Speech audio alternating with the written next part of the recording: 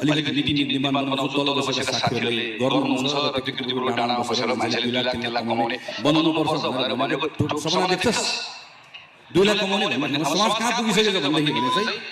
के भन्ने चाहिँ हुने हो भने म मुट्ठी कसेर कतारमा गएर स्टिकर टाँसेर लिएर आउँछु भनेको भए थप्पडी बजाएर यसले चाहिँ गर्छ म भन्थे पहिला म पनि भन्थे कुनै बेला किनकि बेला भइरहेछ नि त कुनै बेला म के भन्थे भने संयुक्त राज्य अमेरिकामा यस्तो एक दिन आउनेछ जुन दिन अमेरिकाको लाइन लाग्नेछ नि तर नेपालले भिसा दिने छैन भनेपछि तल पर ताली बस्छ त्यो के रहेछ भने त्यो उत्तेजनामा ल्याउने कुरा बडो सजिलो गरेछ है हामी एकदमै समस्याहरू छ तर मलाई मैले टुङ्ग्याउँछु मेसी मैले तपाईँलाई सबैलाई अनुरोध के हो भने हामी कहाँ सुसूचित बहस हुन छाड्यो म पहाड गइरहेको छु पहाड रित्तेको छ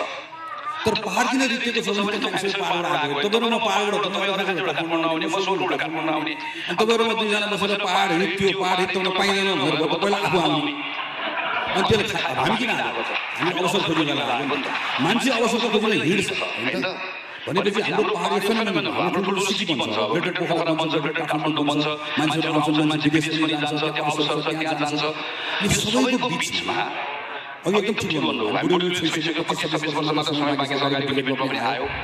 हामी त्यो अपर्च्युनिटी कसरी निर्माण गर्ने होला कहाँनिर गर्ने होला होइन जस्तो म एक्लै नसक्छु म अहिले पोलिटिकल पार्टीमा छु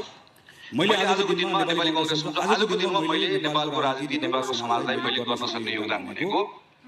अब ठ्याक्कै 1 वर्ष 1.5 वर्षपछि नेपाली कांग्रेसको अधिवेशन हुन्छ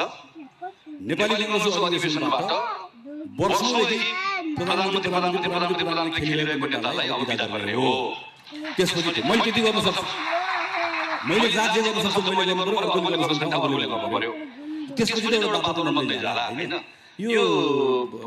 तपाईँ एकदम धेरै निराश हुनुभयो कि अब